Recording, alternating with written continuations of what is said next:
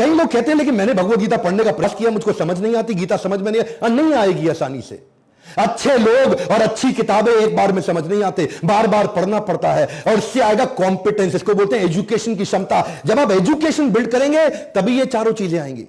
ये भगवत गीता पहले पढ़ना पड़ेगा सर, ये ताकत पैसा इसके पीछे भागने के लिए गीता मत पढ़िएगा, पहले गीता पढ़िए। ये तो आउटकम है, ये गोल नहीं है। गीता पढ़ना गोल है, और ये ताकत पैसा शौहरत आपका नाम और आप में जितना कैरेक्टर मोरालिटी ये सब आउटकम ये अपने आप आएगा। देखिए क्या है, जब आपका कॉम्पिटेंस आएगा तभी कॉन्फिडेंस आएगा।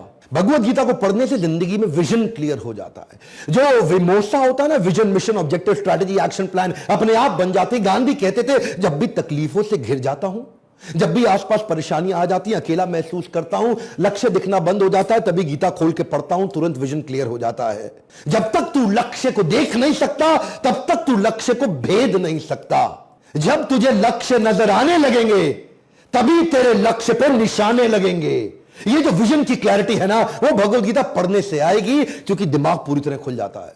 संजय ने जब ये मोरालिटी की बात करी ना, मैं सोच रहा था कि मोरालिटी, आपको जो चरित्र है ना, ये इतना पावरफुल बना देता है कि आसपास की कठिनाइयां बौनी लगने लग जाती हैं।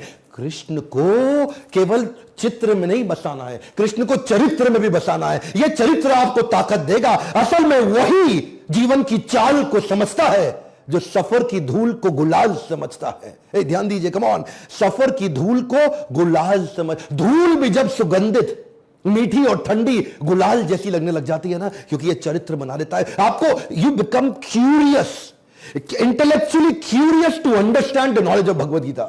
7 सिंस ऑफ महात्मा गांधी आपने सुने हैं ना, बड़े popular 7 sins of Mahatma Gandhi, उन्होंने भगवत गीता पढ़ के दिए थे।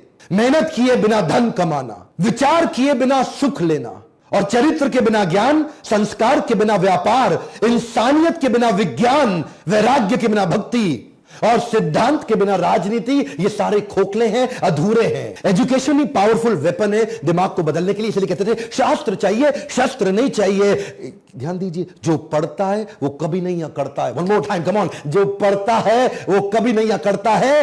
कृष्ण एक पावरफुल टीचर है, और संजय और अर्जुन एक आइडियल स्टूडेंट हैं। संजय और अर्जुन की तरह जब आदमी गीता को पढ़ना और सुनना शुरू कर देता है, दोबारा याद दिला रहा हूं, 19 दिसंबर को मोक्षदा एकादशी, 5000 साल पहले इसी दिन कृष्ण ने गीता अर्जुन को वृंदावन में नहीं, कुरुक्षेत्र में सुनाई थी। मैं चाहता हूं इस दिन आप भी गीता पढ़िए, लोगों को पढ़ाइए और लोगों को बताइए कि धर्म जात पात से हटके गीता को जीवन जीने के तरीके की तरह एक्सेप्ट किया जाए। हो सके पूरे देश में गीता बांटिए, आप अपने कॉर्पोरेट गिफ्ट की तरह बांटिए। लोगों को न्यू ईयर पे गिफ्ट की तरह बांटते हैं ना, लोगों को बोलिए शादी पे मिठाई के डब्बे की जगह भगवत गीता दे। मिठाई आदमी खाएगा, मलमूत्र के साथ निकल जाएगा, ड्राई फ्रूट खाएगा, कुछ ताकत मिलेगी, लेकिन अगर भगवत गीता पढ़ लेगा दुनिया को ताकतवर बना देगा। यही वो भगवत गीता है।